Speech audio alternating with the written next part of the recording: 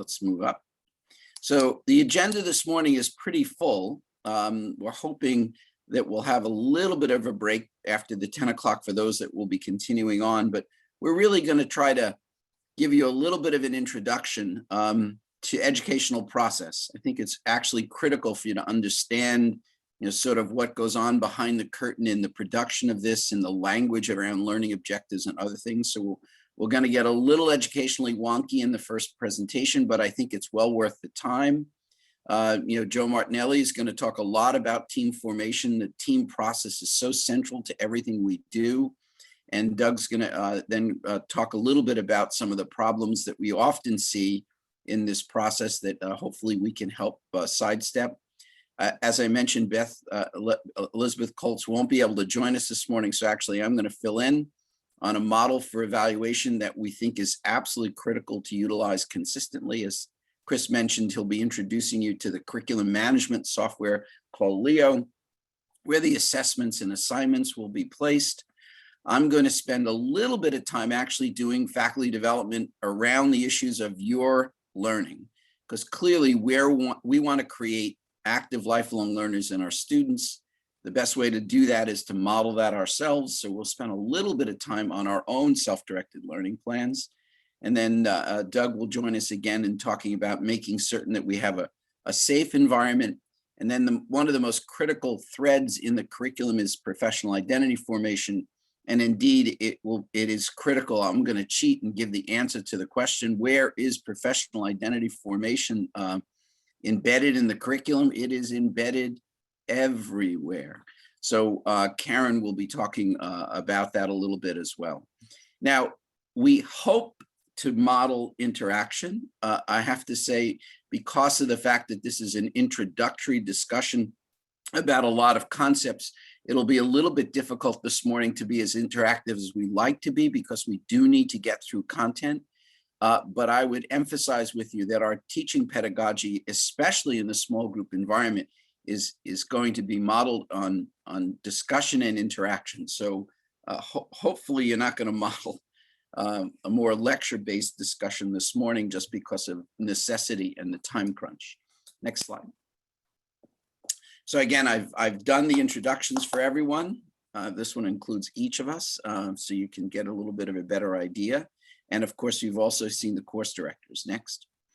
So all good educational process begins with learning objectives. And we'll talk a little bit more about exactly what those are. But again, today, what we really want to try to accomplish is really talking about the critical central role of learning objectives in teaching, and how those connect to these larger issues of the educational program objectives, which are sort of the master learning objectives for the School of Medicine. We're going to start talking a little bit about competency-based education. Hopefully, everyone's had a little bit of an understanding or have heard that language, but we're going to delve into it a little bit deeper. And of course, we're going to talk about the centrality of having a positive, safe learning environment. In addition to these, what we'll be doing, obviously, is really demonstrating team formation, facilitation. We'll look at the forward feedback model. Again, as I mentioned, we'll talk about lifelong learning and self-directed learning for ourselves. We'll touch on the Leo system, and of course, the professional identity formation program. And in the process, we'll probably also just have a background discussion about Zoom. At this point, we have found that most people are pretty facile with Zoom because of its ubiquitous use everywhere, but it has a number of features that hopefully you'll get an opportunity to use that will increase the interactivity of the presentations that you do. Go ahead, Doug. So I'm a recovering Disney addict. I went to Disney so many times. I've reached the point where if I go into It's a Small World, the little one with the song, I start twitching. But the reality is that we really are using small groups as the primary mode of education within the School of Medicine. The case-based problem-based learning and PPPC, I prefer P3C, say it 3 times fast. And of course, human dimension and clinical skills. I think everyone's familiar with the time frame for it. But the majority of our curriculum is really built in little small groups of 8 students with you. And that's why it's so critical for us to really talk about group process and small group dynamics. Go ahead, Doug. So I don't want to frighten anyone. I'm a medical educator at heart. My children still make fun of me because I've been in school for so long. But I live this a lot because I have an educational degree in elementary ed as well as med ed. So this is sort of a second language for me. But I think for most people, the idea of a session learning objective versus a course learning objective versus smart learning objectives, ideally on competencies, educational program objectives, and entrustable professional activities do not fall off everyone's tongue first thing in the morning. But hopefully by the time we finish, you'll have a sense of what these are and why they're so critical. So we're going to try to get through some of these definitions and give you a feel of how they're really connected. Go ahead, Doug. So again, learning objectives always first in any session on learning objectives. And again, we're basically going to walk through how these all interact with each other. We're going to go through some basic definitions. And I think it will be important for us to really compare and contrast the competency-based education, which is what we live in now, to the older model that you're probably familiar with and probably lived through in your own educational process. And lastly, we're going to try to show you a little bit of how all of these concepts really interact with each other. So again, critical definition is these learning objectives are really these statements about what we expect students to really learn by the end of a given usual period of time.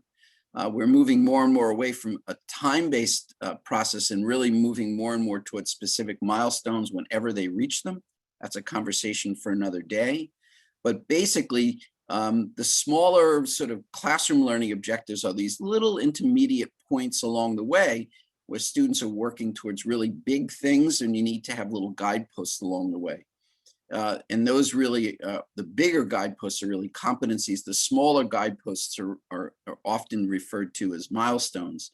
But we're basically always trying to say, what do I want to accomplish today, this week?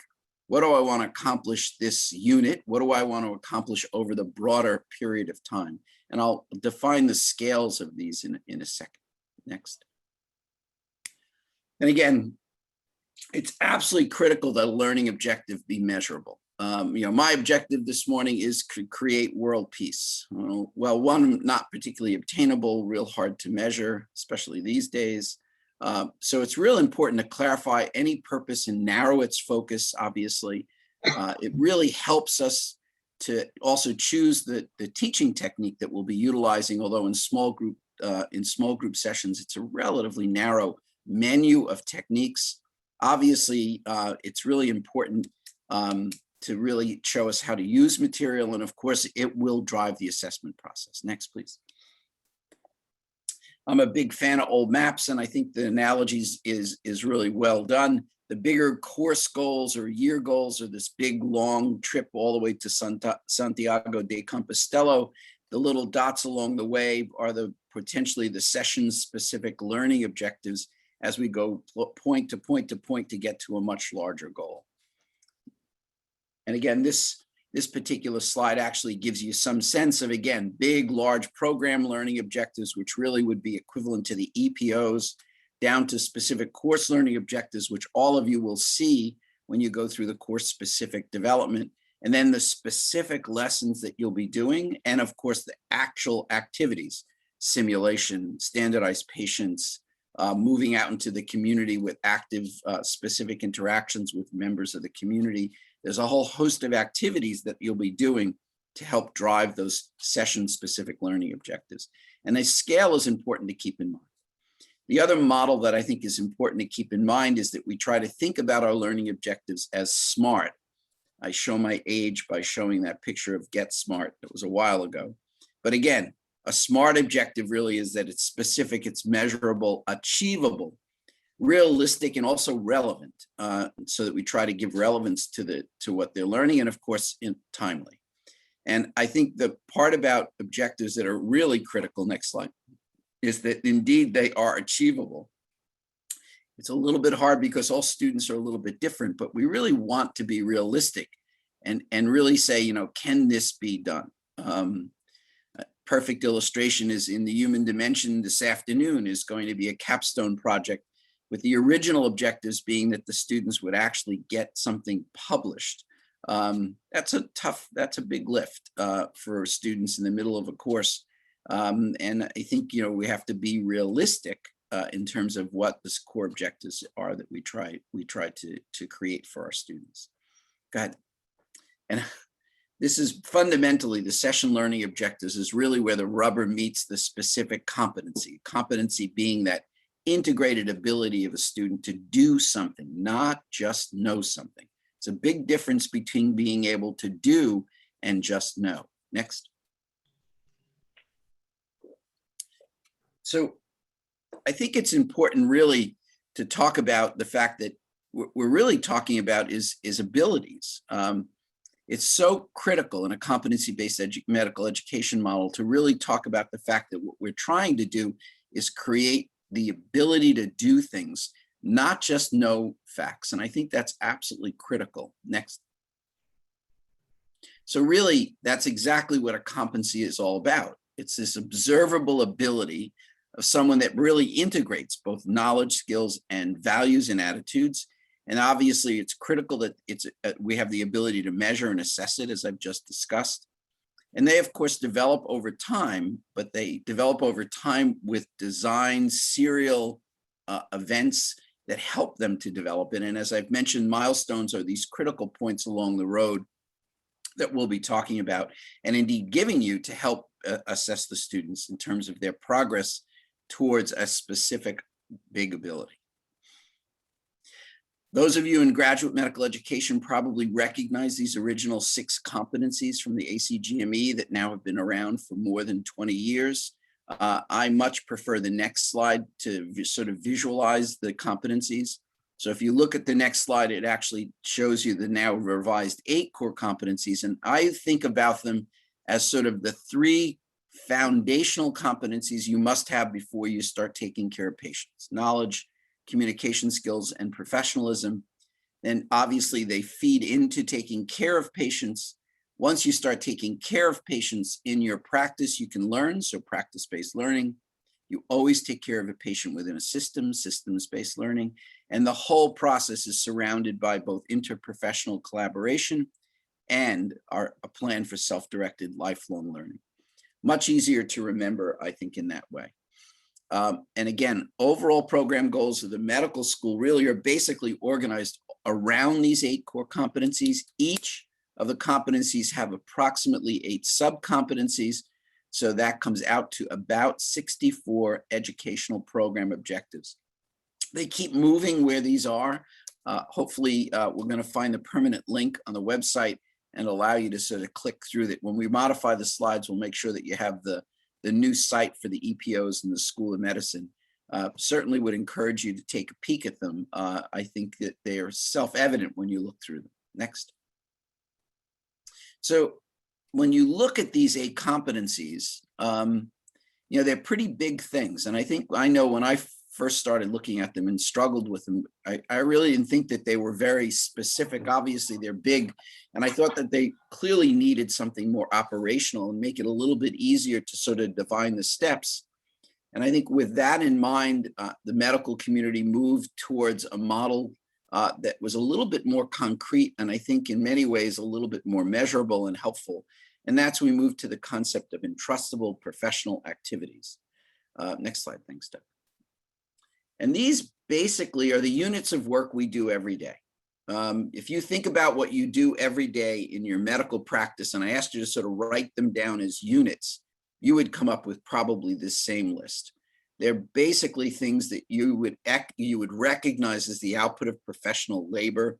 They're observable, they're measurable, all the kinds of things that we've just talked about. But they're skills that usually, they're basically activities that require multiple skills, knowledge, and attitudes. And they really reflect the specific multiple competencies that are required. And again, just for the sake of everyone's knowledge, I thought we'd just list them very quickly in the next series of slides. So, again, what do you do every day? You get a history, you do a physical exam, you create a differential, you obviously order, test, and evaluate them, you discuss the orders, You document, obviously, you present orally, usually to peers or to residents or to students. Next.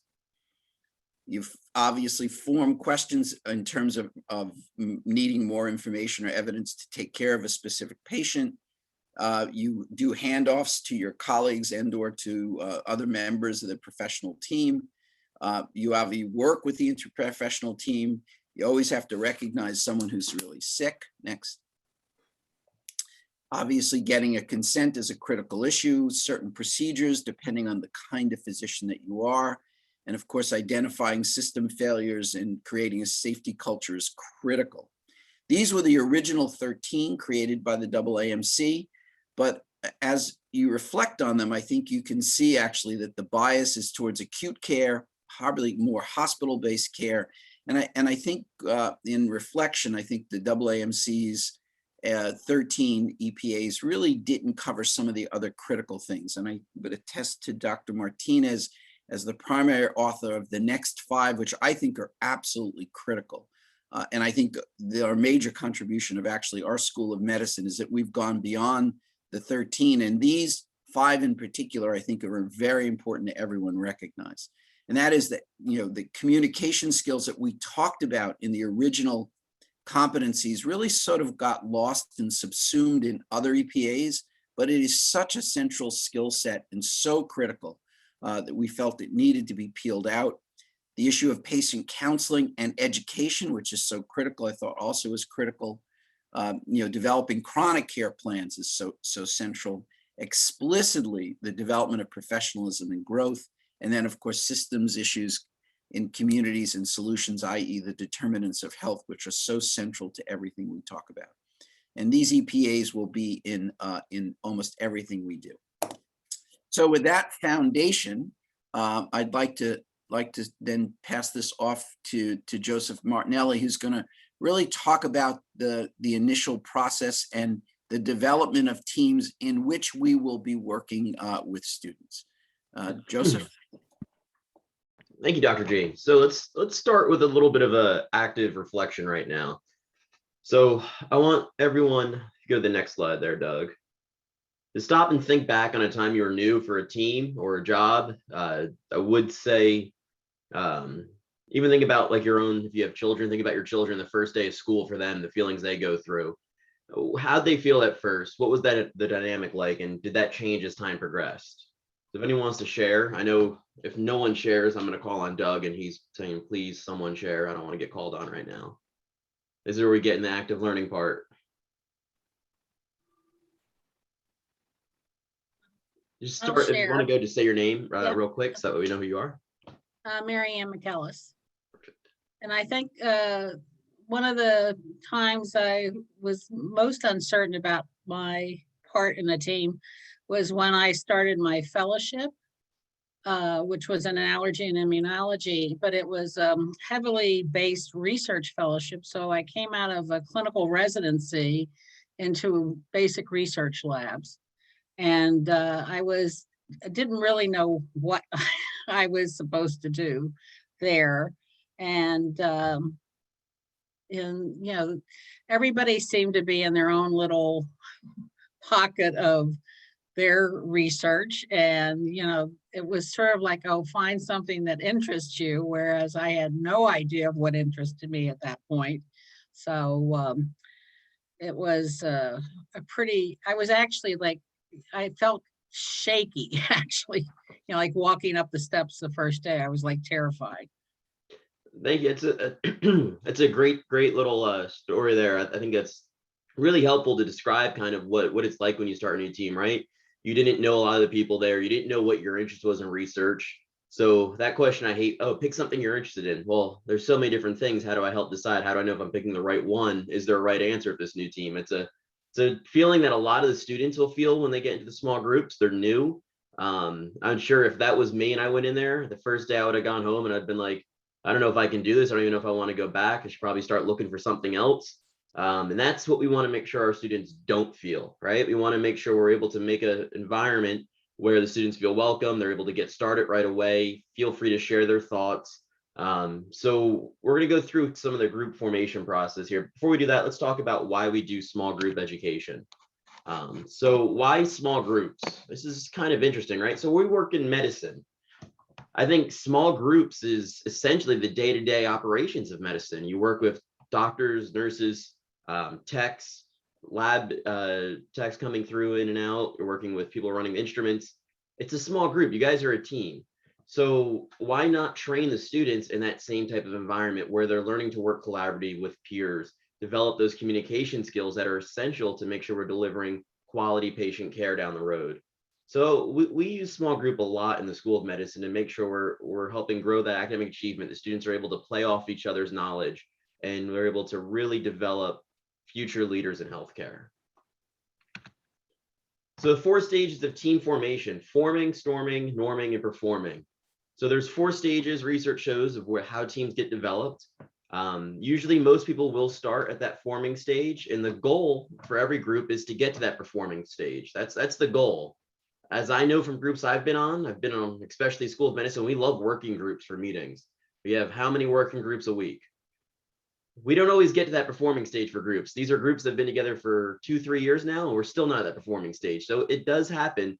Don't worry if your small group isn't performing. You guys might not be the 1986 New York Mets for Dr. Giuliano. You might be more like the first 2 weeks of this year's Yankees team and still be at that forming, storming stage for a while. So it's something to be aware of. You might not get there, but the goal is to eventually move up that arrow and get into the performing.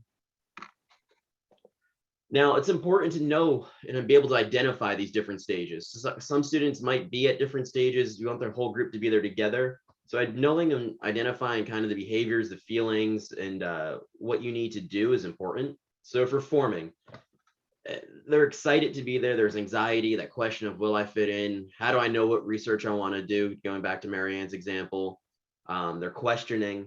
Then you need to create your role as facilitator, create that clear structure, that ability, that foundation for them to really get going. So setting goals, having group roles, that way everyone knows here's your task, here's what we're doing. Setting the ground rules are important. Lay out the expectations of what your small group's going to be. How are you going to operate? How are you guys going to handle presenting the concept maps? Who's going to take notes for the week? And the process that you're going to follow as you go through. Ideally, after a week or two, we should be seeing transitions into that storming phase, right? This is where there are some issues that come up. There might be some frustration of where they are, might be some anger, some possible concerns about how the group's going. This is where that behavior is, right? So everyone's really nice the first 2 weeks you start a job, right? Everyone's, oh, you're doing a great job. This is amazing. This is where you start to see some of that conflict and disagreement. Maybe some arguments between students of like minds. They start to butt heads who think, oh, I really think it's this is what no, I think it's this. And that's kind of before there's not a real good, think of like your bicycle, you didn't grease that chain, so you're getting a lot of slip and friction. That's kind of where you're going to have it here before it starts getting going. And this is where you really need to just take your time as the facilitator and refocus everyone back onto what the goals of that group is. Take a look back, go back to the objectives, those roles you set. Explain, we got the ground rules here. We need to go back, follow this, and this will help keep the group going.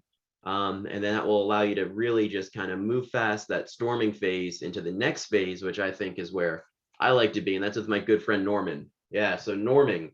This is where you want to be. This is where I like it. I'm always, I don't need to be the overachiever at performing. I like being right. I don't want to be the best. I'm right below. I'm good at norming. That's fine for me.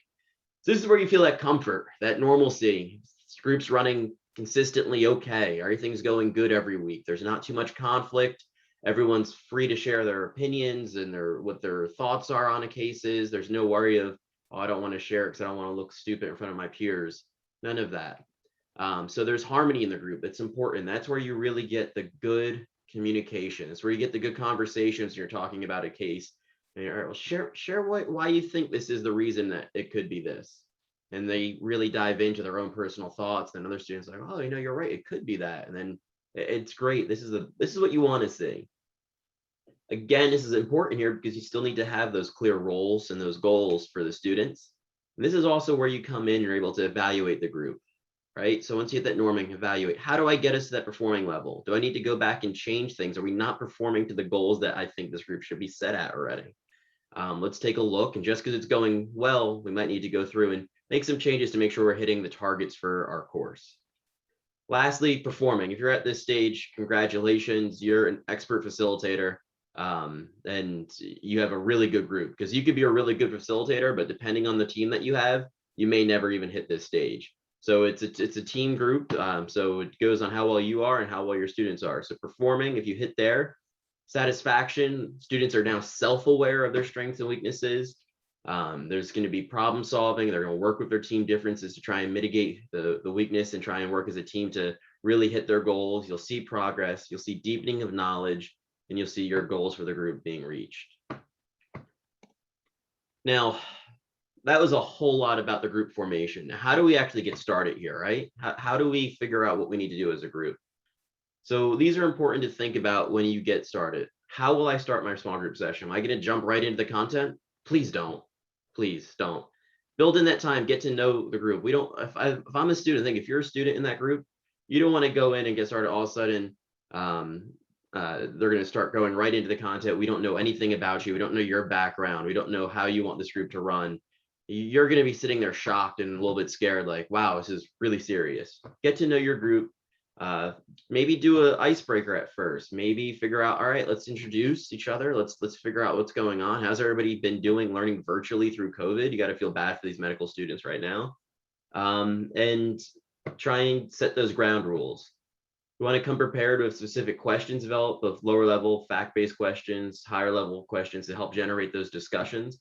It's also a cool way, that first session, kind of just assess your students too and figure out what are their own backgrounds, what knowledge they have. You might figure out some of these students might have done, they might have worked as an EMT before coming in, they might have been a medical scribe. So that could be really good knowledge to know about the students, and you can rely on that and tie the content you're teaching about to their own prior experiences, which we all know when you're able to tie what you're teaching to someone's prior experience and knowledge, it creates more depth and understanding.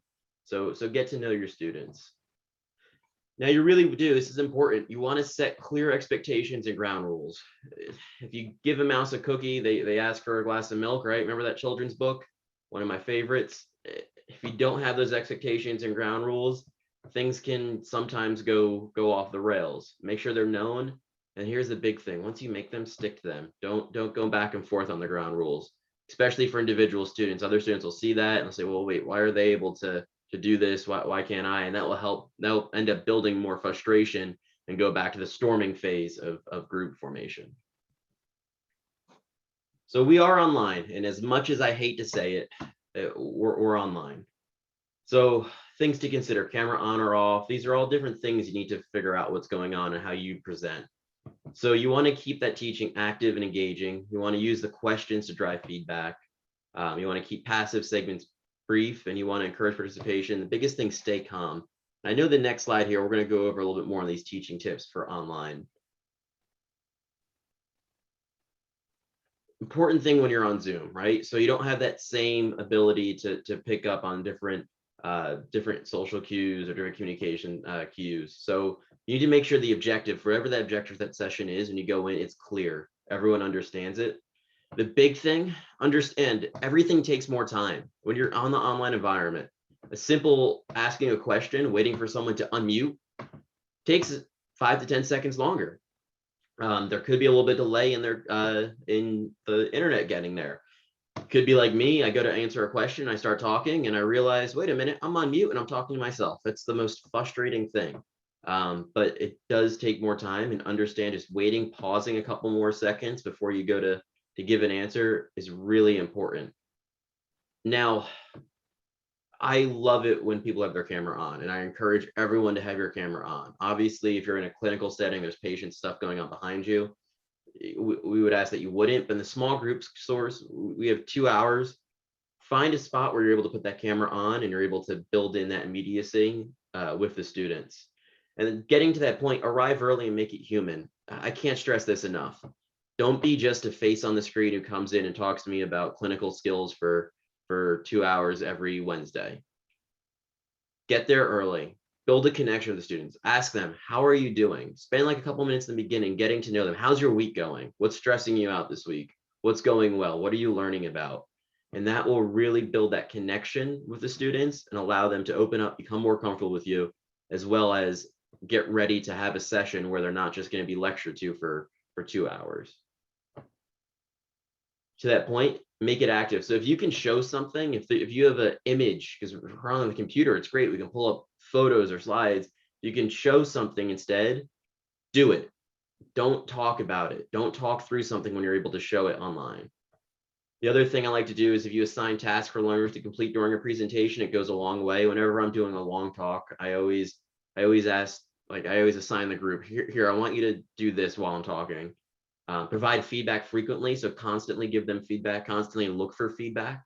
Don't expect nonverbal feedback, right? So when you're in a session in person, you can look around the room, you can tell, oh, I can see Marianne's zoning out right now. She looks a little tired, right? I can see that, I can't see any last names, so I feel really bad calling first names. I can see Dr. Maggio is on his phone, he's looking out the window, staring out, or he's taking notes, he's actively engaged. So it's important you're not going to get that feedback online. You have a little small square and a little small window into that person's room. I can't judge that. So it's tough to tell. So you need to be ready to understand you're not going to get that feedback. So ask for it different ways. Ask for feedback. What's everyone's thoughts on what we're doing here? Wait for conversation. Call on different individuals, different students in the room. And again, when you ask questions, they can be open-ended, random. You can ask the entire group the question. All right, so let me put this out there. Let me ask Dr. Vector a quick question about this and direct it to them. Oh, and for follow-up, I'd love to hear what Dr. Desai's thoughts are on this as well. And that's how you can really get everyone going and engaged to being on the online environment.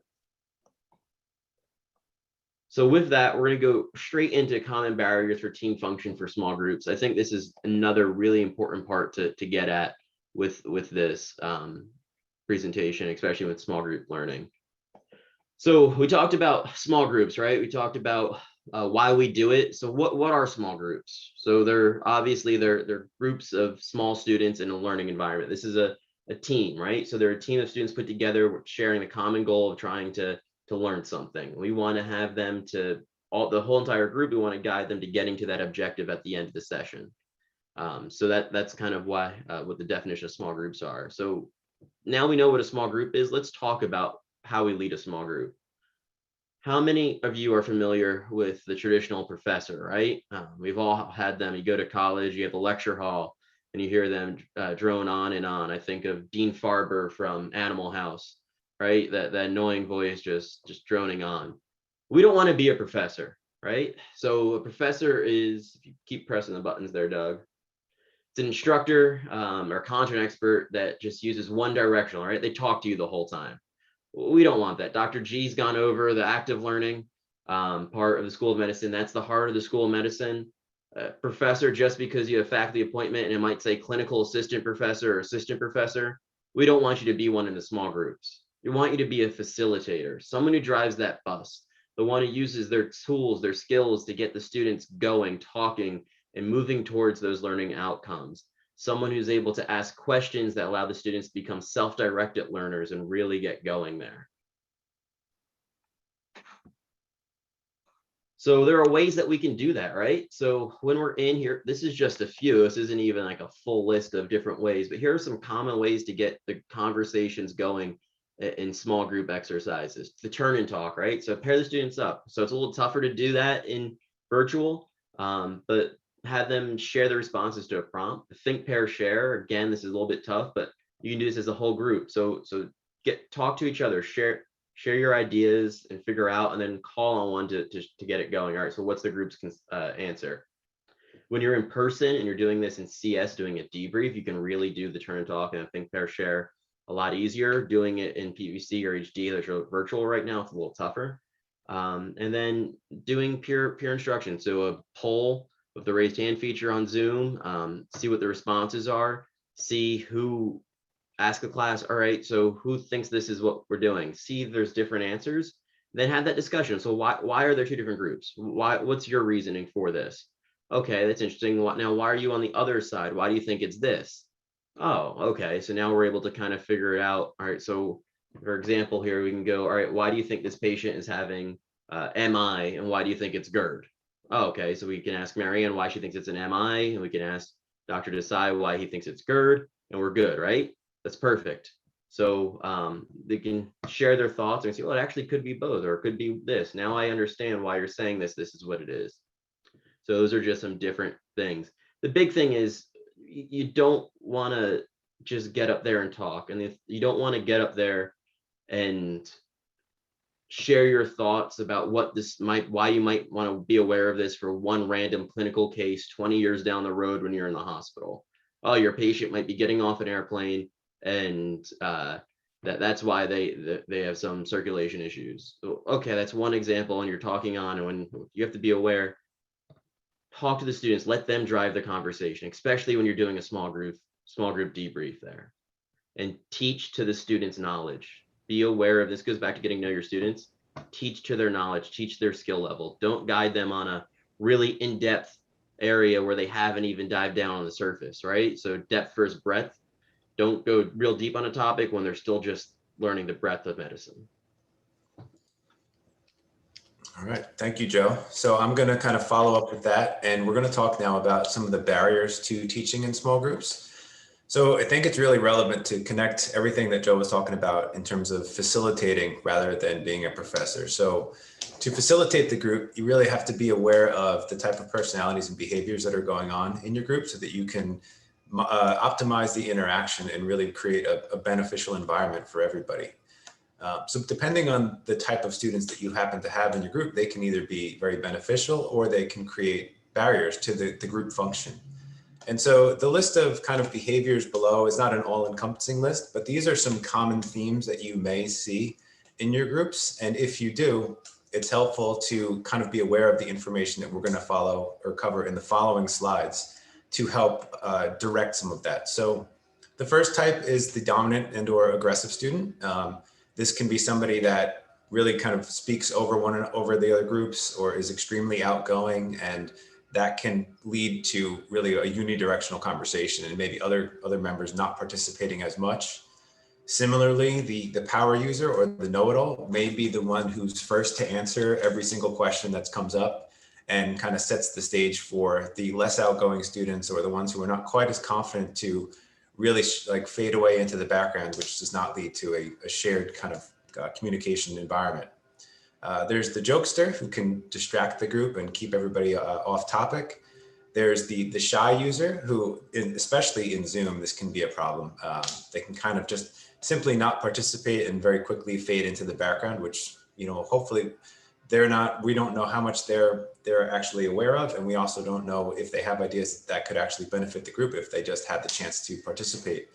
And then you've got the distracted or the underprepared. So maybe you've got somebody who's checking their phone or does not actually have their camera on. So these are things to be aware of, especially in the Zoom environment as well. So with that, let's look at some general tools to help in a variety of ways when you see behaviors such as this. So one method is the redirect and or park method. And so this might be relevant and beneficial to you as the facilitator when the conversation is just veering a little bit off topic. It might be nice conversation, but maybe it's not related to your learning objectives, or you just want to get the group back on task. So you might want to use a statement such as the following. So Eric, we've heard one angle on this. What are your thoughts about this, Sarah?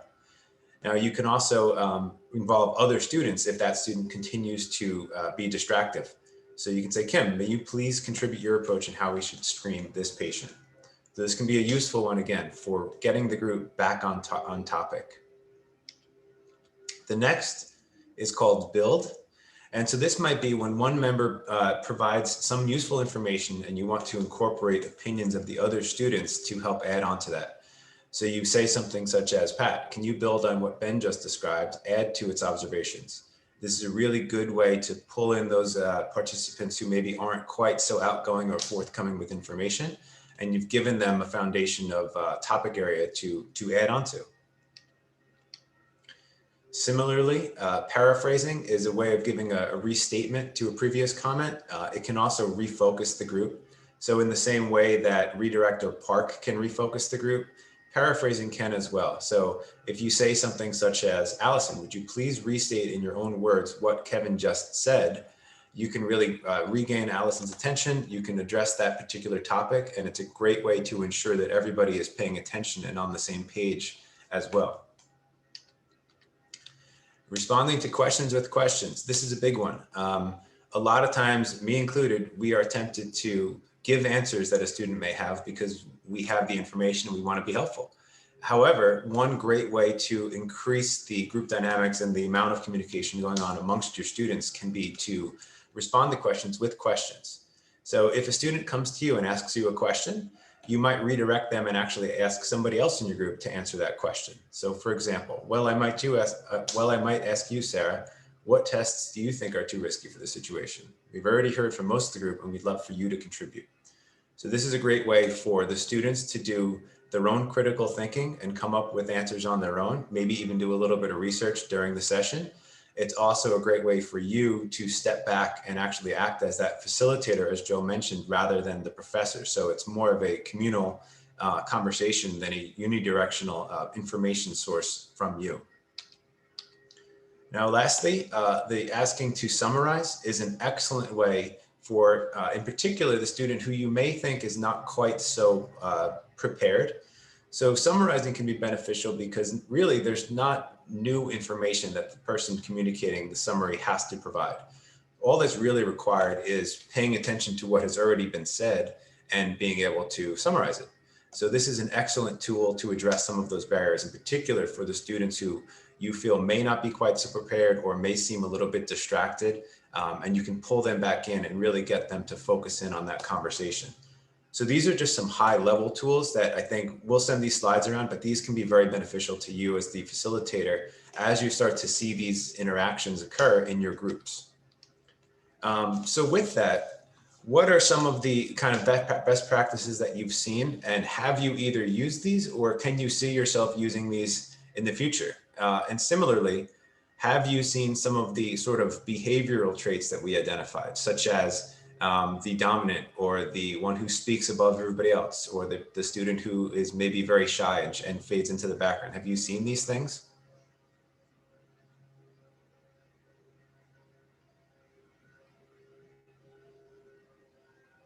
Absolutely. I think with the Zoom sessions, a lot of it is more the shy. I think most people, even, when you want them to interact, it's hard to get them to interact. Yeah. And if you don't know the group, also it's even harder. So as you said, starting with introductions and knowing your group and trying to engage them is important. Since, with COVID, we've been forced to sort of involve our Zoom and our virtual platforms. I think over the past year and a half, we've had to change our practices in terms of using, some of what you said and trying to build on and engage the students. So I think, most of us are probably using what you said. That's excellent. Now, have you seen kind of the rapport within the group change in time after using some of those strategies? Sometimes, yes. Sometimes they're still quiet and you have to force them to talk. But yes, yeah. That's great. Thank you very We much. all introduce ourselves, especially when we first speak, in terms of where we're coming from and what role we'll be playing. That'll also help in terms of us getting to know each other. Hi, can everybody hear me? Yes. Yes.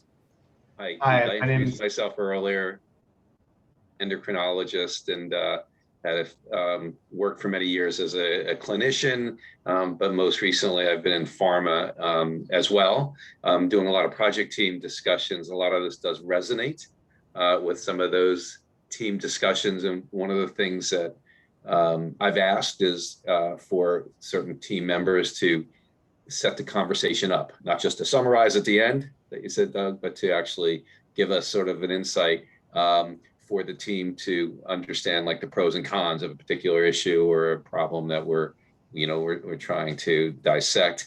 And the other thing I do is I also like people with their camera on, especially with a small group. So I often issue a threat that I'm going to call more frequently on people who have their camera off, right? So sometimes that gets them to That's a great a suggestion. bit more frequent, but it's just That's a great kind idea. of a Thank you tool for I've sharing. used. Anybody else before we move on? Yeah.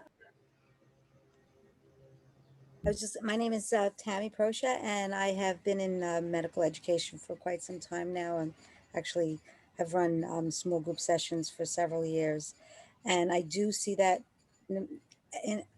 in person and on Zoom, there is always that, the few people who take over and try, and then there's the ones that don't. And one of the strategies I try to use is, depending upon the lesson, depending upon what we're trying to accomplish in that session, is I just let them say, hey, I'm here to facilitate these are the objectives.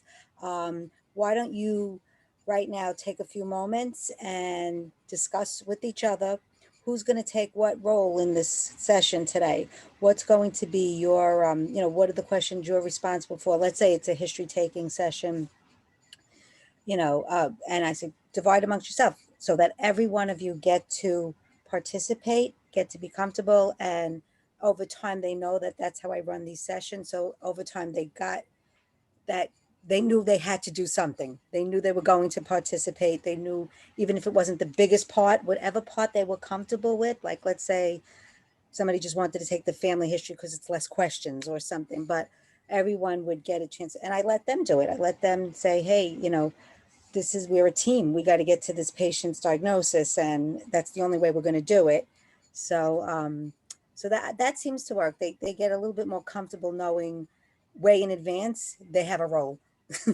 That's great. That's that you're being a facilitator rather than a professor or an instructor. So that's ideal. That's fantastic. Thank you, everybody, for your feedback. We really appreciate that. And now we will jump into forward with feedback. Before we get there, Vector wanted to share. Is that right? Vector, yeah. So I'm going to be a sub for this human dimensions. I was going to do dipping my toes in. The one thought I had, I've done some small groups over Zoom with the med students for neurology. I'm a neurologist in a private practice at Hackensack. But yeah, I guess the interesting thing I think is, like, a lot of these types, like personalities that come out, they're kind of like probably just like a very an indicator of the person's kind of overall personality. Like, I had a co-fellow who was the bossy, domineering, intimidating, extremely difficult to work with. Like, she would make other people feel crappy about themselves, and it carried through her medical trajectory. And she was successful. She was very smart, but she had this personality quality. So I think that, everybody's going to have their tendency, but I guess it's just about maybe making it function within that hour, and also maybe, like you said before, like giving the equal time, and also kind of making it a little balanced. If that person might have, had more messages, that you have to give the ball to other people for equal time, more frequently as she was coming up, and maybe she wouldn't have been as difficult. So anyway, that was just that resonated a lot with those types. I think that's excellent input as well. Thank you. And it kind of speaks to what we're going to talk about later, which is the ability to create a positive learning environment and have this mutual feedback so that the facilitators can also receive kind of input on how they're doing in terms of setting the environment. So I think that's very relevant. Thank you. Is there any idea of when, the teaching will go back to the medical school? Do they have any, It's a timeline? long conversation. We'll certainly be giving people updates. I think, COVID has taught us not to be really very firm about anything these days. We're hoping clinical skills will be going back to in-person fairly quickly. The others, they're still in process, but you'll be updated as we go forward.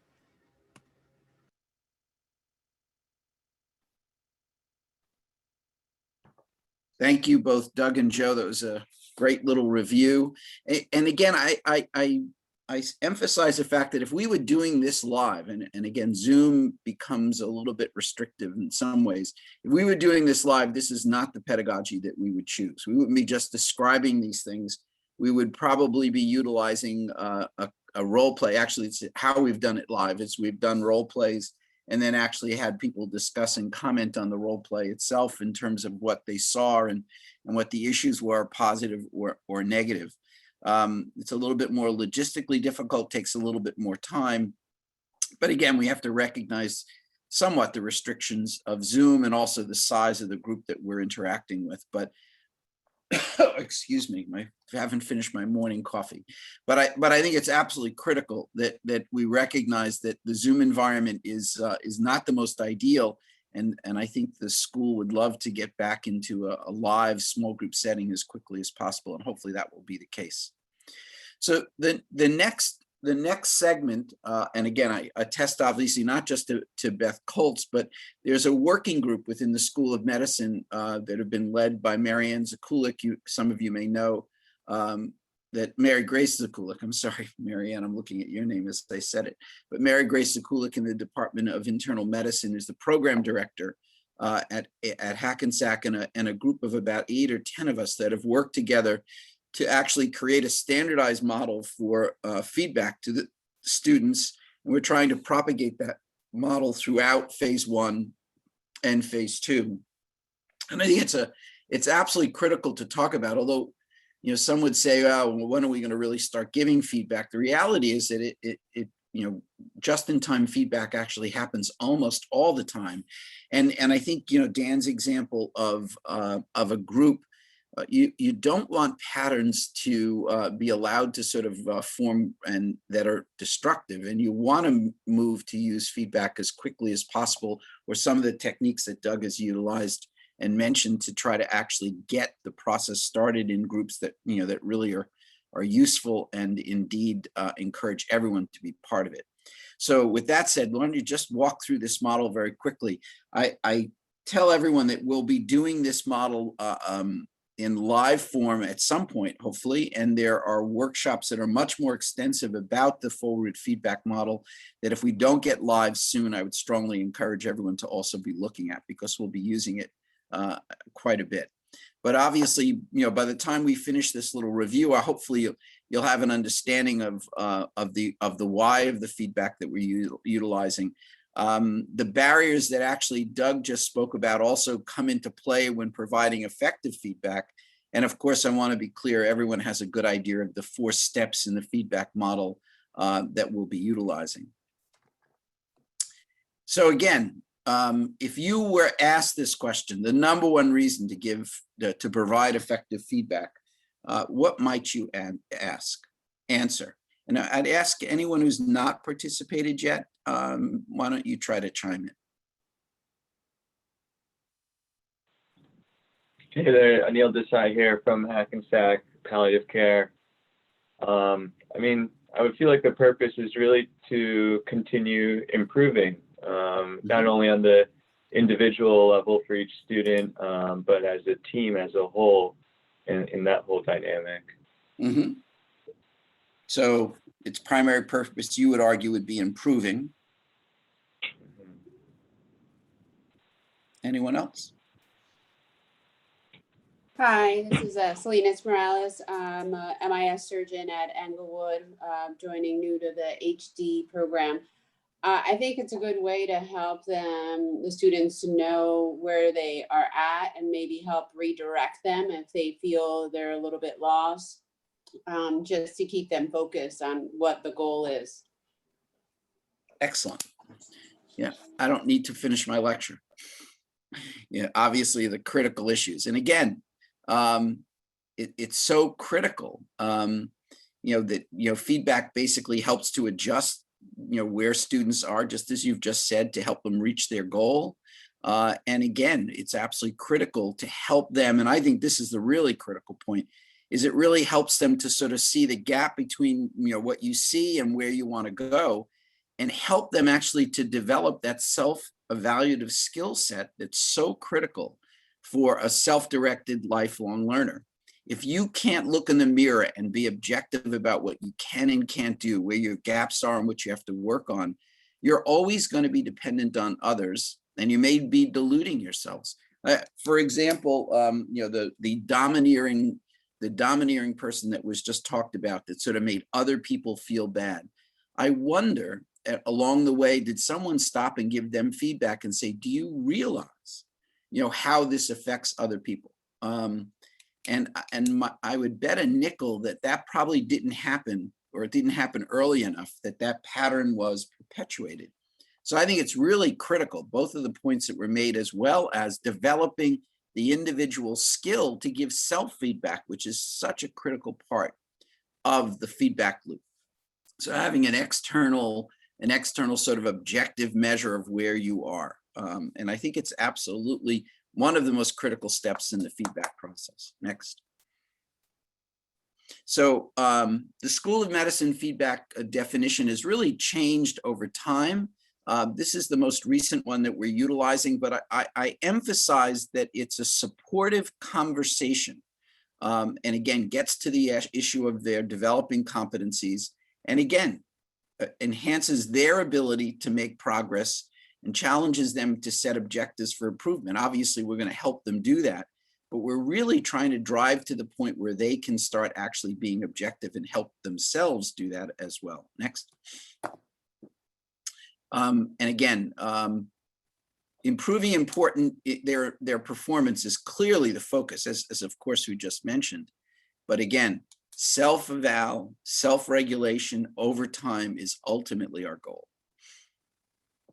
So we'll be doing this in every environment next, and it will be actually not just obviously verbal, but it also will be narrative based. So one of the things I encourage everyone to do as you move through your groups is probably create a paper, little paper notes. I do this when I work with groups, that I have the student's name on a group of paper, and I sort of take notes to myself to help me when I later have to actually give narrative feedback, where I actually have notes of specific examples of things that the student does that I would want to give them narrative feedback about, and sort of get a feel for the pattern that they have. Next. So again, your critical role will be understanding, what the learning objectives are, as I've already said, indeed evaluating those learning objectives specifically, and of course, giving that feedback, and then ultimately in a summative form, filling out assessment evaluation forms that we'll be talking about as we move forward. But your role is a really continuous one. And there are a number of challenges. As we've talked about team processes and the challenges there, I think there are a whole host of other challenges that occur when we try to give feedback. And I think most of you who've been working with students will recognize these immediately as I list them. Go ahead, Doug. And again, good feedback always takes time. We need to build that in. And I think that's always been one of the many complaints, is where's the time to really do good, effective individual feedback. When we give feedback, especially when feedback is corrective, which it often will be, you really have this, hesitancy to upset a student, which can happen. But again, if one sets the expectations that this is all about improvement, hopefully that will mitigate that. There's always this propensity that you want to be a nice person and you want everyone to really get along. And that's wonderful. But the reality is that can't get in the way of you being an objective observer and talking about the gaps that are there. I can still remember a line one time, one of the students who I enjoyed, had a lovely personality. We got along, and I think they had this sense that we were sort of friendly. And when they got their evaluation, they said to me, "But you're judging me." And I said, "Well, yeah, that's our job, is to try to help, not just make a judgment, a terminal judgment or a summative judgment, but make observations and try to help people to grow." And of course, there's always this issue of how they may react to it, or they may misperceive the feedback, quite frankly, as mistreatment, which is often an issue that can sometimes come up. But again, if it's done in the proper context and it's set up appropriately, hopefully all of those kinds of things will get out of the way. But it really is a unique skill set. And hopefully each of you have had the experience of having a well-trained mentor, person who's given you feedback over life. And that person who does it skillfully is probably one of the most valuable relationships that you'll have. And hopefully all of you will develop improved skills in being able to do this in a way that helps to move the student along in their trajectory of growth. And again, I think the benefits are pretty clear in terms of increasing internal motivation, higher levels of achievement and performance, and of course, the better ability of the student to self-detect their own gaps and errors that are really critical. And I think it's also important to help them with their own behaviors, as the example that was just given. So again, got to set apart enough time. Hopefully we'll structure that for you. I think, depending on how someone feels, as generally feedback closest to the event is probably better. The standard model in residency programs where you get feedback 6 months after you've done the rotation is obviously not something we want to do. But if someone's upset, for example, about something, probably immediate feedback when someone's upset is not the best idea either. Obviously, be very careful about privacy issues. If you're in a Zoom environment and the cameras are off and you don't realize other people are there, you need to be very attentive to that. Of course, finding a good space room when we get live, again, I think will be really critical. I really find the Zoom environment, it really makes it much more limiting when we give feedback, and hopefully we'll be moving to a Zoom environment, to a non-Zoom environment fairly soon. Next, please. So the model that we've created really is derived from a model that's been worked on in Canada for a long period of time called the R2C2 model. But the key to this is that it's a bidirectional conversational approach, which implies that you've developed a relationship with this student, hopefully a trusting educational relationship. Next slide. And again, this is the sort of the graphic of the model, but right in the middle of it is so absolutely critical that, this is relational and that it's done in an environment that is indeed safe and private, ideally, although sometimes feedback can be generalized to a group if it applies to everyone, but really talking about individual ones. And I think the steps are really quite self-evident. It's not rocket science. Clearly identifying the learning objectives or goals of that particular session are absolutely essential, and indeed always the first step. Glad you can go to the next slide, and then drop to the next one. This second step is, I think, in many ways, is the heart and soul of this model, because it really gives the student the opportunity to reflect on where they are and how well they've done. And I don't know about everyone else's experience. I'll be curious. In your own experience, when you ask a student, so tell me, how have you been doing on this particular skill set? Taking a good, thorough history. What has been your experience in terms of students? What percentage overinflate? What percentage are right on target in terms of their ability, good strengths or weaknesses? And what percentage of students actually underestimate their abilities? I'm curious what your point estimates are in your own experiences. Again, remember, identify yourself when you answer, please. Hi, it's Karen Eigen in the ER. So I find that the students usually know they're pretty on target with their assessments with H&P, because we've been giving them feedback throughout the entire day that they've been presenting patients. So they get a sense of if they're giving us the information that we need or if we're correcting them a lot. And they usually, by the end of the day, know where they need to correct themselves. So interesting, Karen, you're in an environment where you're giving them constant feedback so they self-calibrate and they develop that skill set, which is ideally exactly what you'd like to have them do. In people who don't have quite that sort of cycle of repetition and calibration, do you find that they're on target or not? I used to teach the Introduction to Clinical Science course for New Jersey Medical School in Newark at Hackensack.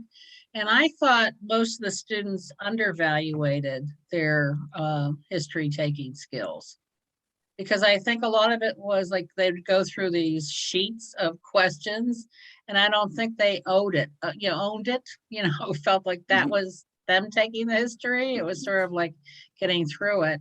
And then you'd say something like, oh, that was a really complete social history, when they asked a 98-year-old about her sexual behaviors. And, and they would say, oh, was it, so they were sort of like not aware of, this was like the first time they were interviewing hospitalized patients. Anyone else? Hi, I'm Virya Naganathan. I'm one of the pediatric hospitalists. So I usually have students for a week on the ward or in the clinic or the nursery. 10%, I would say, overinflate. I would say 60% actually under, and like the rest probably on target. Interesting. And actually, I've asked this question many times of many different faculty, and the scatter plot's amazing to me. I have to say, Karen, you're unique because the majority of people actually say that they either over or underinflate, again, depending to somewhat on personality. But I rarely find someone who says the majority are accurate. And I think that that's been the most consistent answer, that they usually over or underinflate. That's my own personal experience as well, which again is why this step is so critical in helping them to calibrate and self-assess. And that's why I stop here, because often we sort of blow past this and run to the coaching part of it. But this skill set of the student is so critical. Next step. And then, of course, in the next step, you should observe to them where their gaps and their strengths are, so that you sort of give them a feedback loop on their own self-assessment. And then, of course, the last step is really co-creating a coaching plan. How am I going to get better at whatever the gap is that I have? And again, this coaching plan, just like our learning objectives, really should be smart, should be relatively specific and measurable, reasonably obtainable, relevant, of course, and a time plan for when you're going to practice, repeat, and then demonstrate it again. Next slide. I think it's pretty self-evident how this model can help. It gives a structure, obviously. It sets up clear expectations, and we're teaching the student this model. So I love it when I interact with a student in a clinical setting and I say, okay, so what are your learning objectives for today? What are the specific goals that you want to do? They often will have them right in front of them. And at the end of the day, I'll say, okay, how'd we do? And they drop right into the model. So it's extremely helpful if everyone's speaking the same language. Next. I mentioned this in passing. We're going to spend a fair amount of time developing the skill sets around narrative assessment in smaller workshops, but I think it's so critical, that one develops the ability to really, write narrative assessments that are detailed, that give specific examples, that really show observations around improving skill sets or particular gap behaviors that you need to get better, or what the regular strengths are. And as I mentioned before, I would suggest you start taking notes about your students as you interact with them, so that it will be a little bit easier for you to be able to refer back to those notes to indeed write useful narrative assessment. A pleasure to work with is lovely, but it really is not actionable and not very useful to the educational team. Next. So it's so critical that we mention it early and often. It's so important to engage the students in this conversation about driving their own growth in that second stage. Obviously, it's critical to give them a sense of where they are along the way and helping to create these coaching goals. And of course, the Forward with Feedback workshop that we've produced, actually, it's available online asynchronously, but we really would encourage, when we get live again, that you join us for a live session, which we'll hopefully be able to set up when we're all together, where we can really play with this model and actually practice using it, which is really absolutely essential. Okay, thank you. All right, Christopher Wajera, if you could join us, thanks so much. Can I ask a question? Of course, Keith. And I apologize, I'm new. I'm going to be a PPC facilitator. Do the students actually get a grade or a number, or is it just a pass fail? I haven't been involved with this. So the school basically the short answer is it's pass fail. It's a little more complicated than that, and we'll get into the details of that. But basically, the students get pass fail. When they do pass, if there's an area of particular concern, there'll be a pass with a sort of a recommendation for for improvement in a given area. But for the most part, Okay. it's pass-fail. All right. Okay. Thank you. Okay. Well, thank you for the introduction, Dr. G. We're going to talk about our Leo system today that you'll all be interacting with to work on evaluations of the students in your groups. Just a bit of a heads up, you'll probably not be able to actually access the system until later this month or next month. There's a lot of behind the scenes work we need to do getting your accounts set up. But we'll talk a little bit about that as we go through the slides here. Here's what we're going to talk about today. You can all think about how smart these objectives are. I keep meaning to rewrite them and then forget about them. But we're going to learn what Leo is, what it does, and really at a very basic level, how to work with it. And you'll learn more about how to work with it when you meet with your individual program areas. So what is Leo? It's a web-based software application. It was developed by a company called Da Vinci Education, which is actually a spin-off of the Duke University program. They developed it for their medical school and expanded it for use and for sale to other medical schools. It's not perfect for our needs. There's few off-the-shelf systems that would be, since our curriculum is rather unique. But we do use it for curriculum management, so tracking all of those different levels of learning objectives that we talked about and how they map to particular courses and sessions and to each other.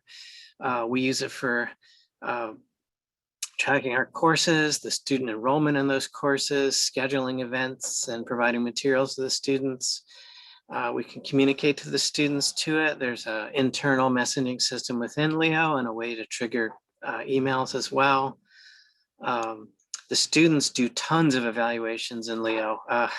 We evaluate the heck out of our students. They evaluate almost every session, every course, evaluate our faculty, evaluate their peers, evaluate themselves. So they do probably 10, 15 evaluations a week for us, all told. I think we're going to back off on that at some point once we're not such a new school, but we've been getting really helpful feedback so far. And finally, what we're going to talk about today is the faculty evaluations of students. So you'll be evaluating students in your group. There's usually going to be a formative evaluation about halfway through each 4 or 6 month unit that you'll be working with the students in, and then a summative evaluation at the end. And again, you'll learn more about the details about that when you meet with the folks from your program areas. One big caveat here, this is becoming less and less of an issue, but please don't try to use Leo with Internet Explorer. It's not compatible at all. If you're trying to fill out an eval, you'll get a bunch of error messages. It may even corrupt the eval or prevent you from submitting it. It was for a while, unfortunately, the default browser for Hackensack Meridian computers. Most of those have supposedly all been changed to Chrome as the default, but I know that didn't happen for everyone. And if you like to access your email and things via Citrix, I've noticed, at least on my Citrix, that Internet Explorer still pops up as a default browser, which is unfortunate. If that's the case for you, what you can do is copy, you'll see a bit later, you'll get links that you can use to click on and work on your evaluations. What you want to do is copy those links into Chrome or Firefox rather than just clicking on them and having them open up in Internet Explorer. So it's usually a right click. It'll depend on what browser you're using. There'll be an option like copy link address or copy hyperlink, and then go to Chrome or Firefox and right click and paste that link into where you'd usually type in the web address. Leo is accessed using your HMH logins. If you're already working at Hackensack Meridian, that login will be the same username that you use to get into PeopleSoft or Citrix. So there's a couple of different formats of that username, but it's either going to be something like your first and last initial and the last 4 numbers of your social, or it could be your first name, a dot, and then your last name, or there's all kinds of other variations I've seen. You're going to want to precede that with HUMC /. So you'll see in my example, if my user ID is FL1234, I'm going to type in HUMC / FL1234.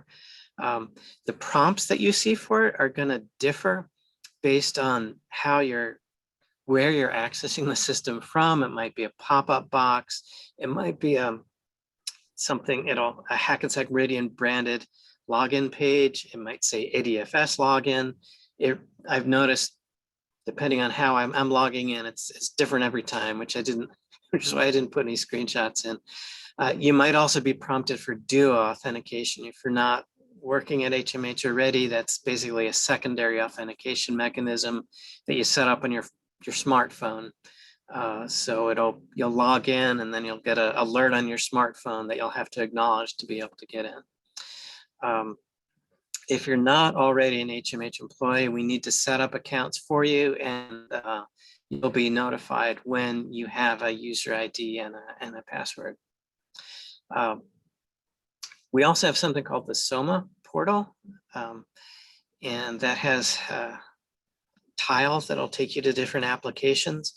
At this point, it doesn't seem that the new facilitators are going to have access to that, but if you've worked with us before, you might be able to get to that. That's still kind of up in the air for the coming academic year.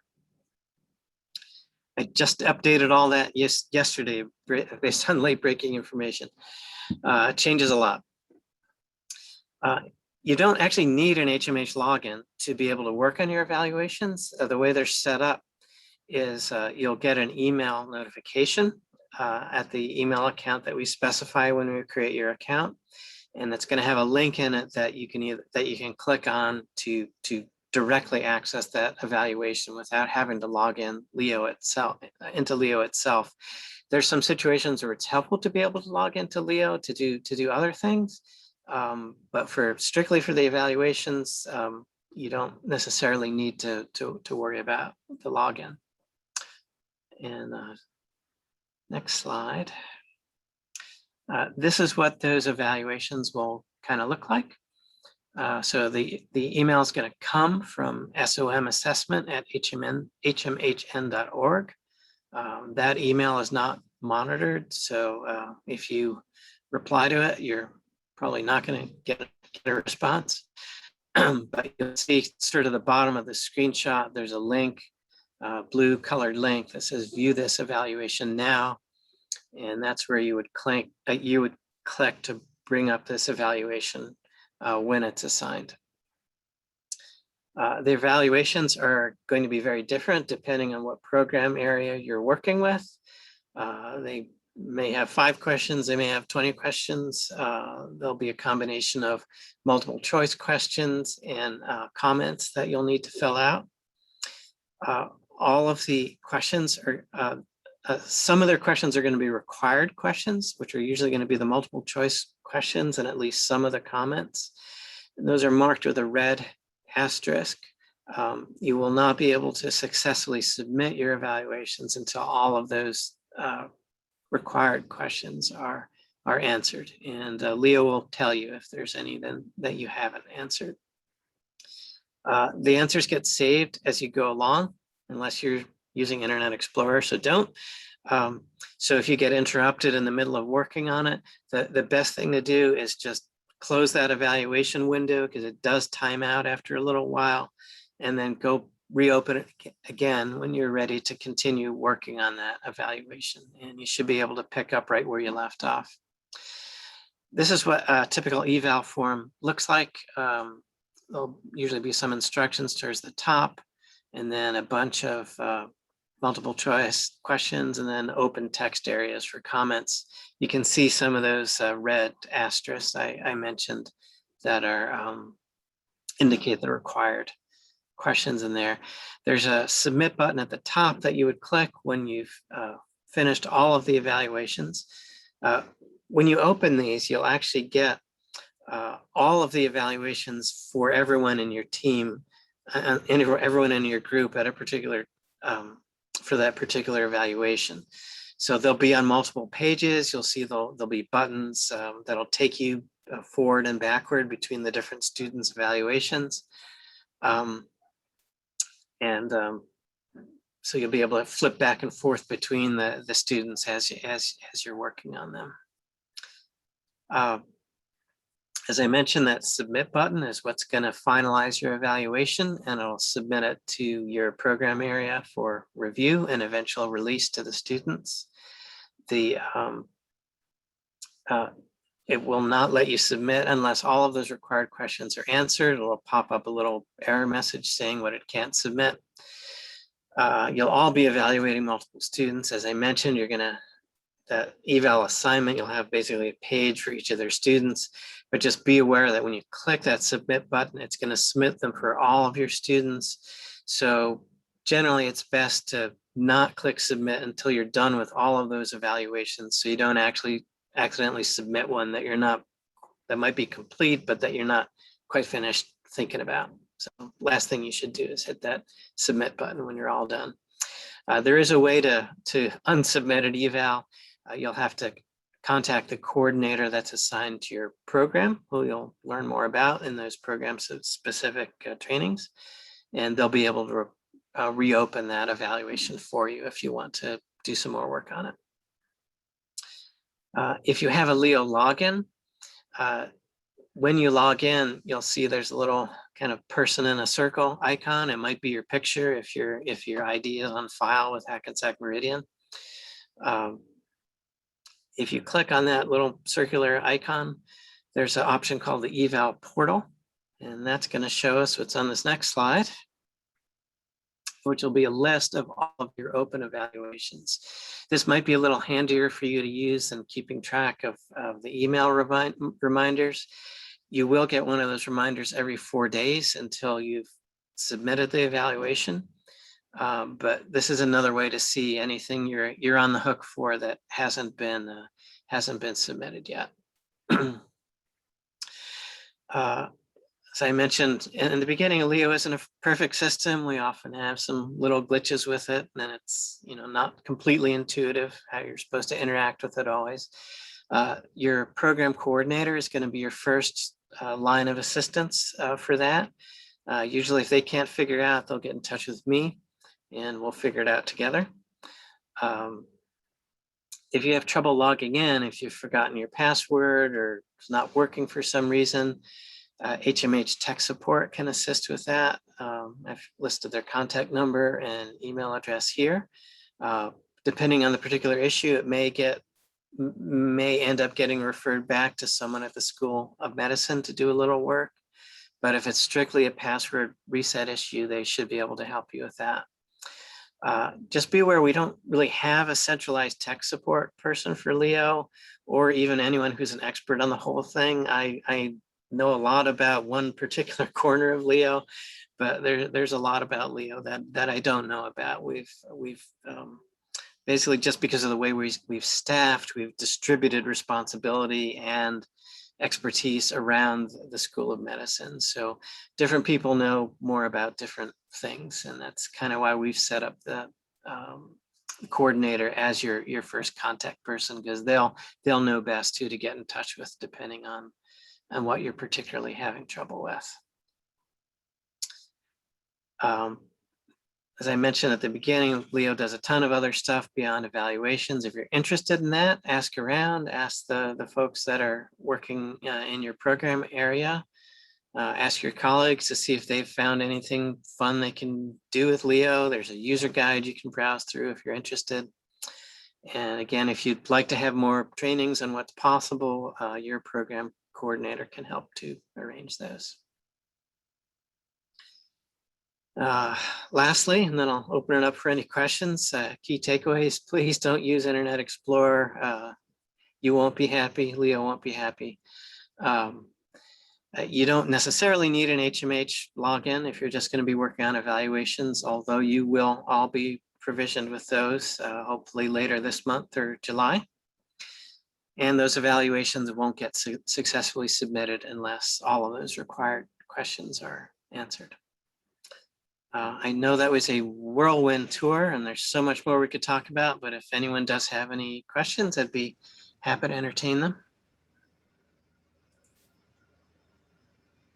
Actually, Chris, could you just clarify what access the faculty will have to the sort of the general calendar of talks that the students are going to be involved in?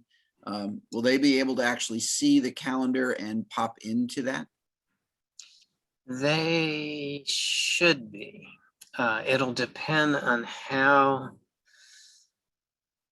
whoever's setting up the calendar for that particular course has configured the events.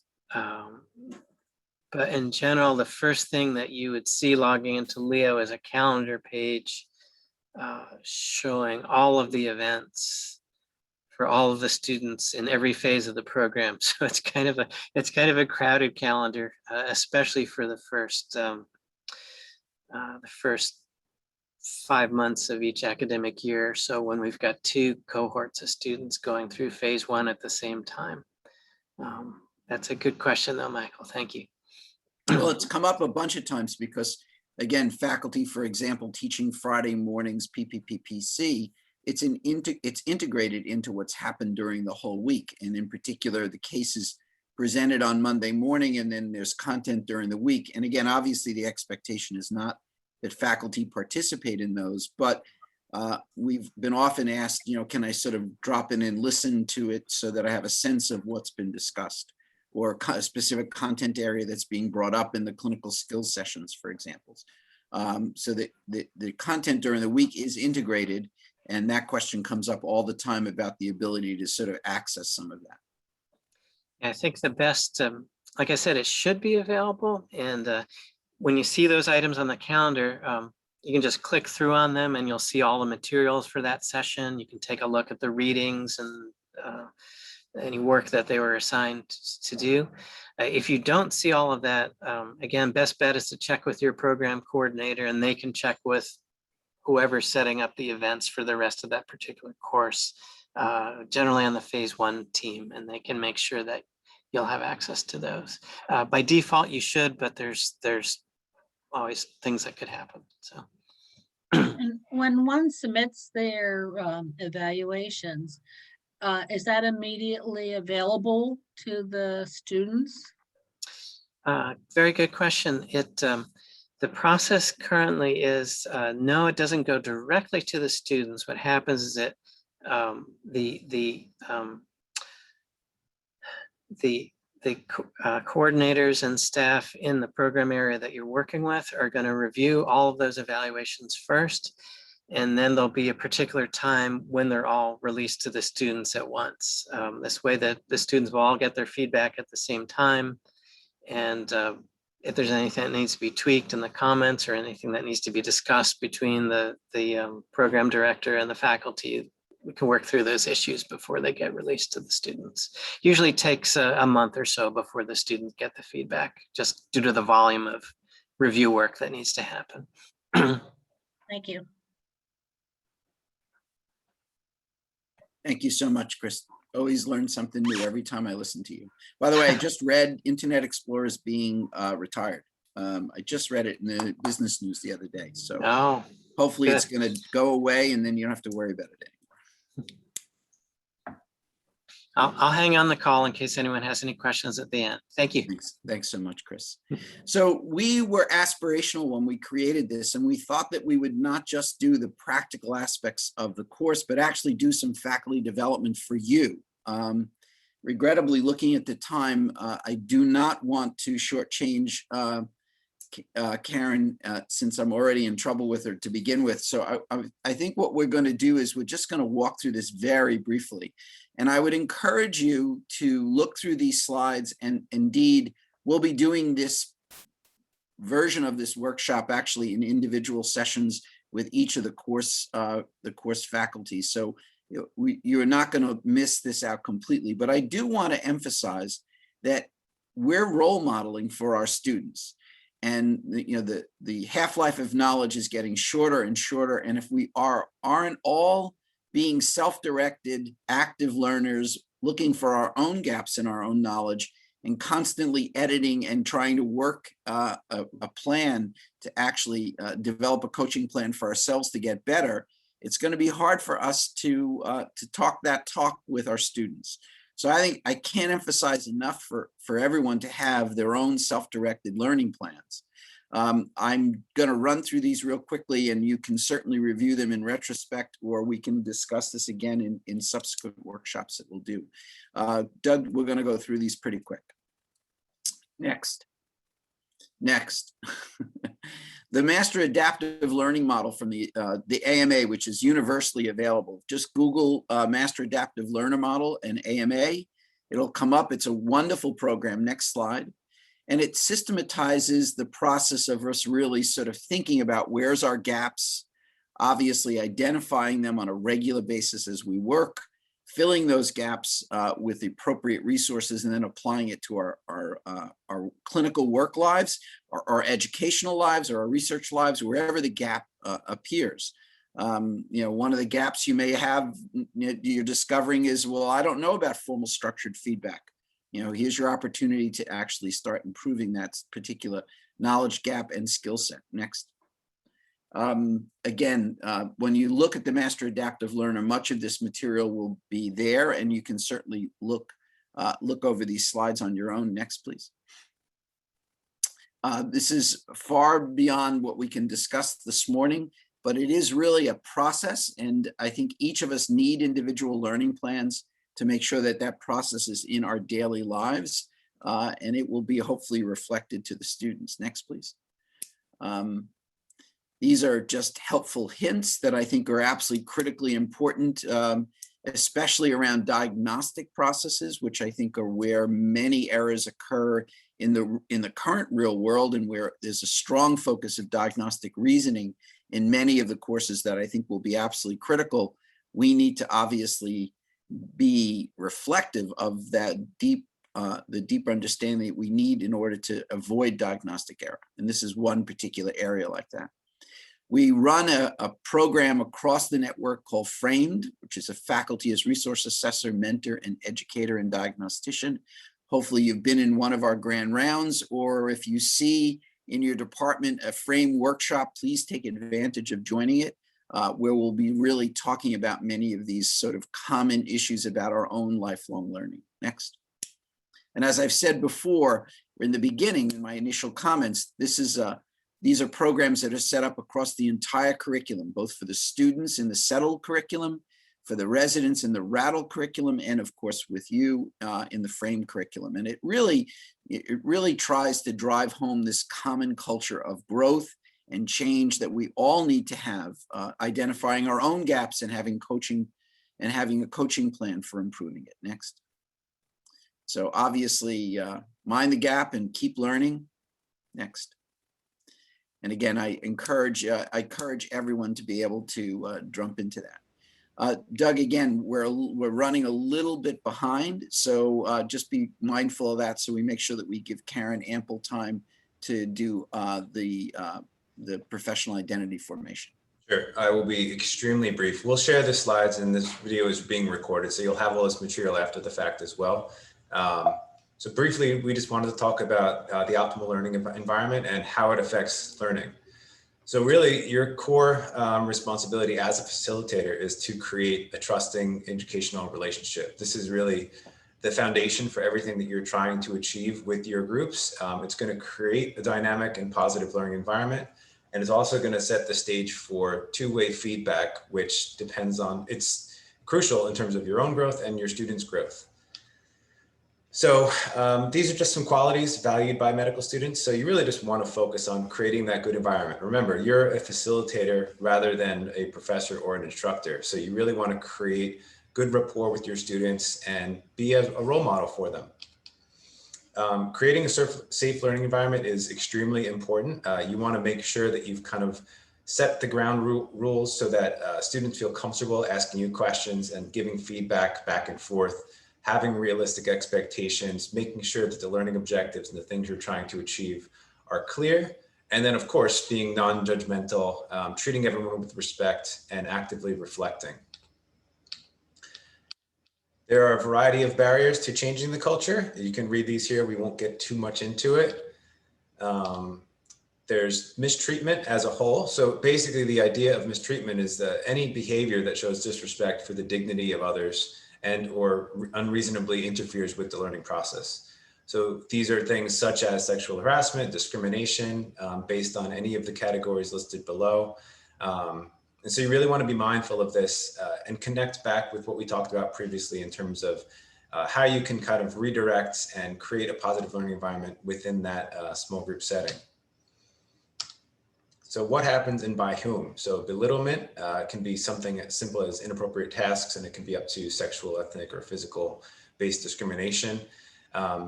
Please be aware that this is not always just in relation to the learning objectives themselves. This can oftentimes come and be a factor in those rapport building phases of your session. So be mindful of comments or things that you may take for granted that students could perceive as aggression. So you really want to go out of your way to be mindful and sensitive to the way in which you interact with your students throughout the entirety of your sessions with them. This can either set the stage for a positive, or it can derail the way that your small group is going to go.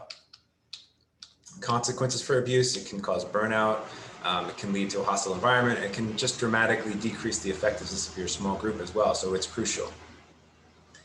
There are a variety of challenges that you as a facilitator will face. They're listed here, but really the main thing is just make sure that you're paying attention to the way that in which you communicate with your student, and try to be prepared and also give objective and accurate feedback. So students really just want to feel like they're part of the team. They want to feel a positive environment that you've created. They want to learn from you, but they also want to feel supported and positively regarded. So with that, we're going to jump into Karen with the PIF. Good morning, everybody. So we are just going through, and I just want to make sure that everybody's head is clear, because sometimes when we're sitting for long periods of time, we know that it's really hard to bring in new information and to really process. And I'd like for the next couple of minutes for us to be more interactive, because professionalism and professional identity formation is key, and there's not a clear directive on that. It's what you're going to bring to the table, and it's how our students are going to reflect on that that's really important. So let's go to the next slide. Next slide, those objectives you'll see. So there are a couple of key pieces here in these professionalism definitions, and usually what we say about professionalism is you know it when you see it, and you know when it's bad when you see that as well. But really, what is professionalism, and what are the components that we want to build in for our students? So if somebody can grab some phrases in there and just tell me what they mean to you.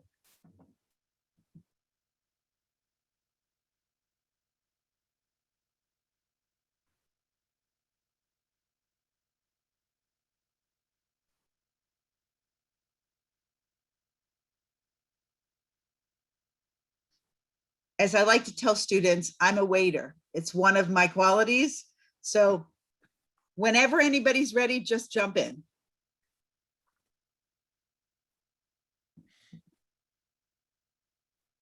I appreciate the slide, because when I was in med school, I felt like professionalism was like this amorphous like newspaper that they could like hit you on the head with, like when they didn't like you, like because it was so hard to define. It's like, that's unprofessional, that's unprofessional. And it was like, it felt a little bit punitive and controlling. So I appreciate that, like trying to spell it out. And it's more than just like being on time or like combing your hair or whatnot. So yeah, I like this. I mean, that's kind of what comes to mind. I think like, you know, I don't always have the cleanest shoes, or might not be like the most put together physical appearance wise, but I think I have generally excellent relationships with my patients, because they sense like I care, and like I'll call them, you know, about things, and they can rely on me. I think that's kind of how I see it now. Just, getting your work done, being there for the patients, the virtue thing, that kind of resonates. So you said so many important things. So thank you. And thank you for stepping in. One of the things that I always start with, especially in orientation with the students, are definitions. Because I think that until we actually have a baseline where we're talking about the same things, we're not on the same page. And so I always start with definitions so that at least everybody can understand. The other thing that you said that was really, really helpful is something that was very reflective. And we're always looking for reflection from ourselves, from our peers, from our students. That reflective capacity is what builds, if you could take us to identity formation, Doug, next slide, our identity formation. So we grow and we build based on our reflective capacity.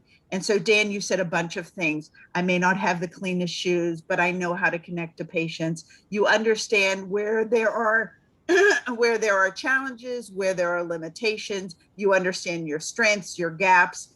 I assume based on that understanding that you're either working on some of those components or you've decided to just forgive yourself for them, whatever it may be. Those are all really critical processes in order to grow our identity. Next slide. It's obviously a fluid process and it's something that is critical. You understanding your identity is really, really important as a model for the students. So let's just take a second and think about those pivotal moments that you feel like really help to build your professional identity.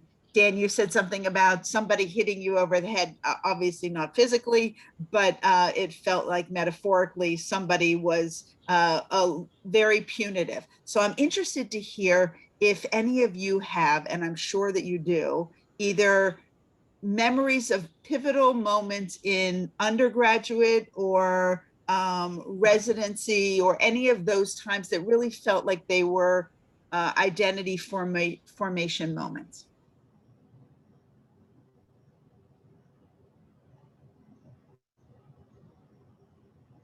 Dan is Hi. star student, but Salinas is has got also out there, so we'll go with her.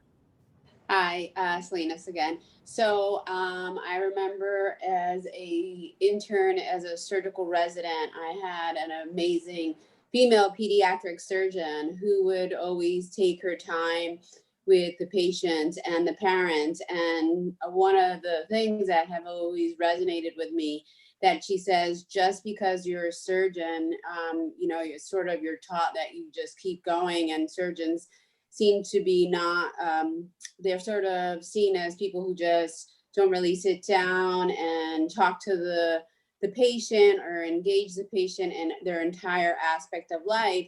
But she always said, you have to be a good doctor first and surgeon second.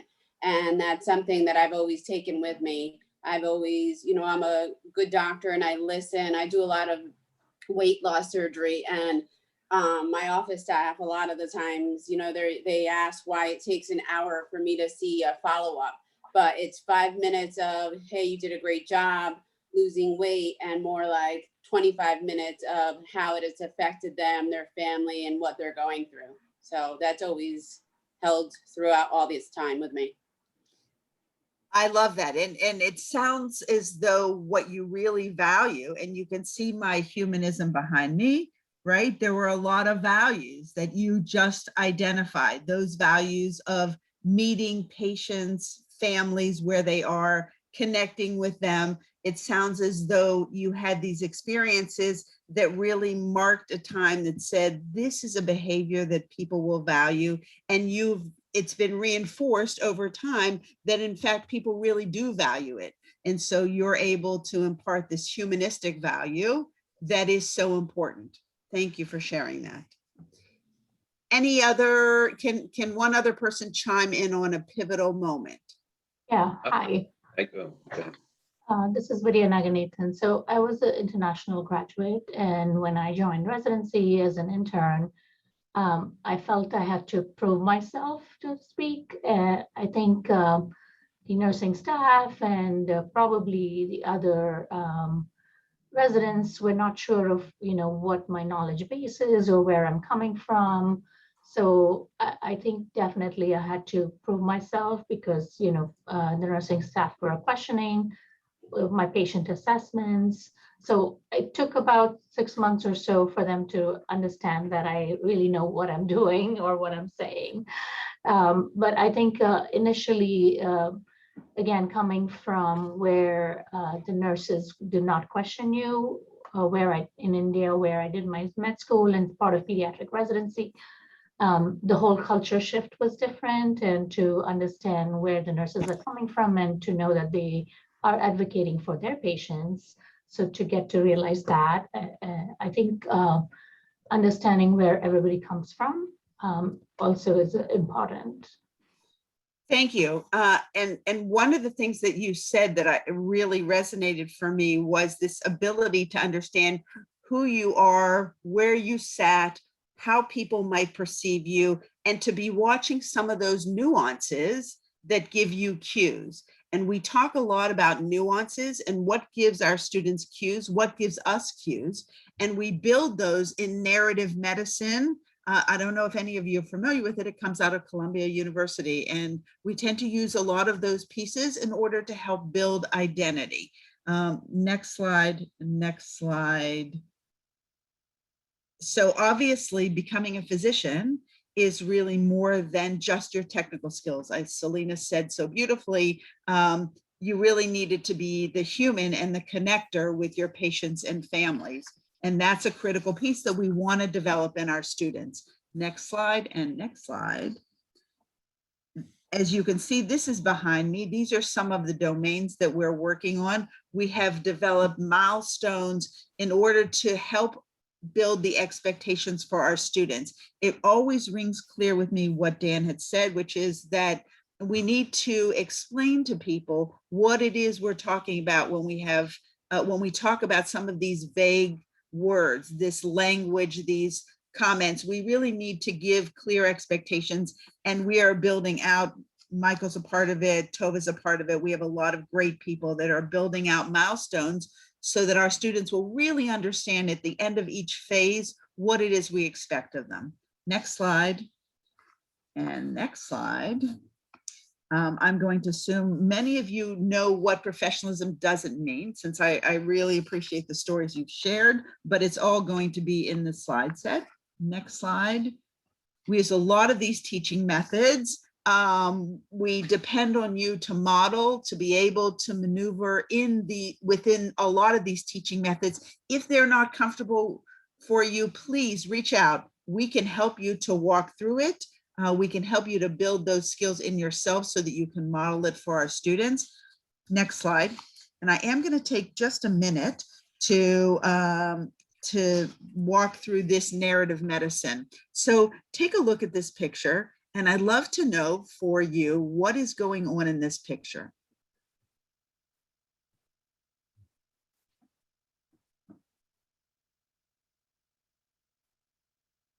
Feel free to just unmute and share.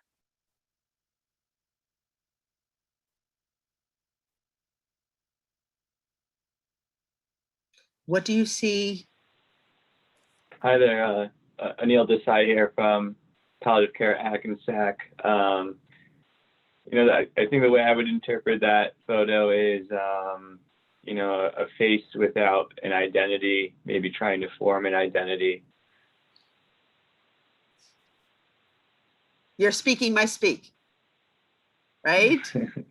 Thank you. Yeah. So that's definitely one interpretation. One other person, what else do you see? Thank you.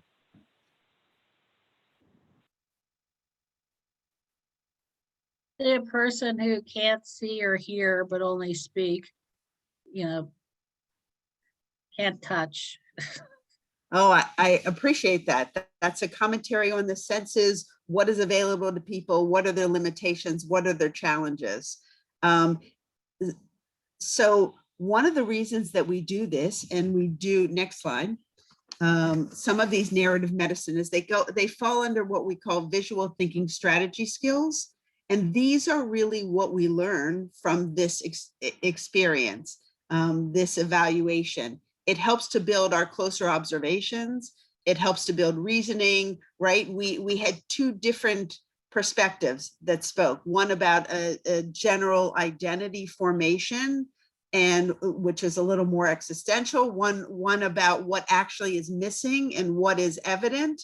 And all of this is helpful in building these skills within our students, because when they get to the bedside, they need to really understand a lot of nuance. They need to understand what's happening in the room, what the movement is, what the perspective is, where there are gaps in understanding, and it's very nuanced understanding.